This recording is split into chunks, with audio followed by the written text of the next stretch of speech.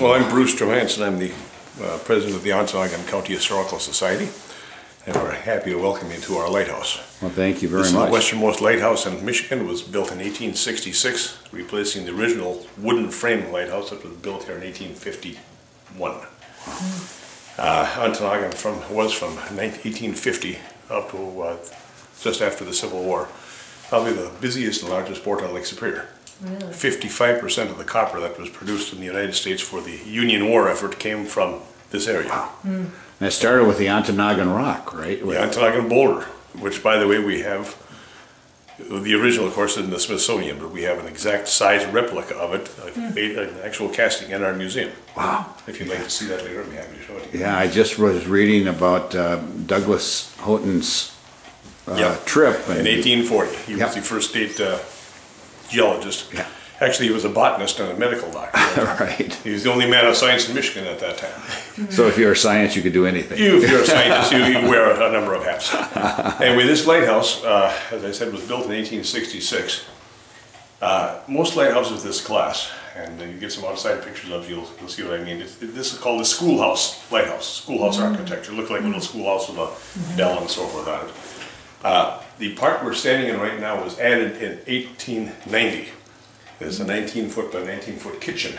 The original kitchen was upstairs. And everything in this lighthouse, as we've furnished it, is functional. We do serve meals out here. We pump water off this pump if I give it enough primer.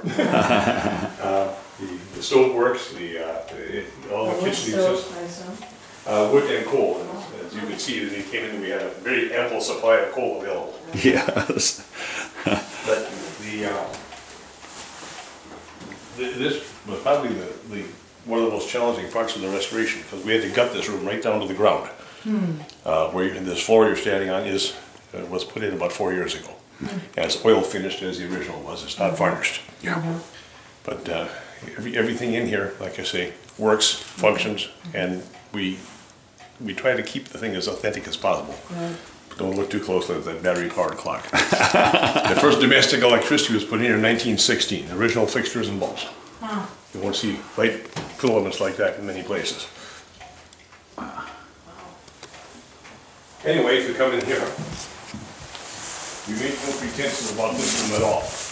This is just our general maritime display room. We're starting our collection here. And our Lighthouse Committee meets here from time to time.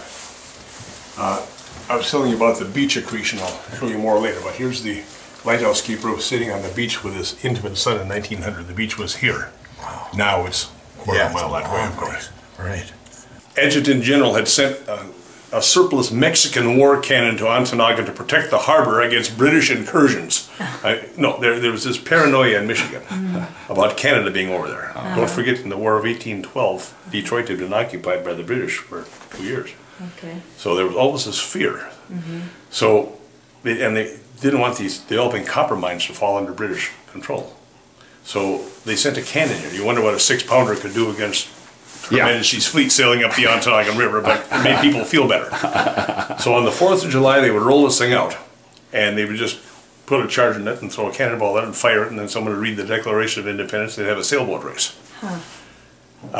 Thomas Stripe was standing there watching this take place. He was only in his 30s at the time, and they had lit the frizzen or the fuse, and one of his friends came walking out of a nearby saloon. 3 sheets to the wind. He said, "What's going on out here?" Yeah.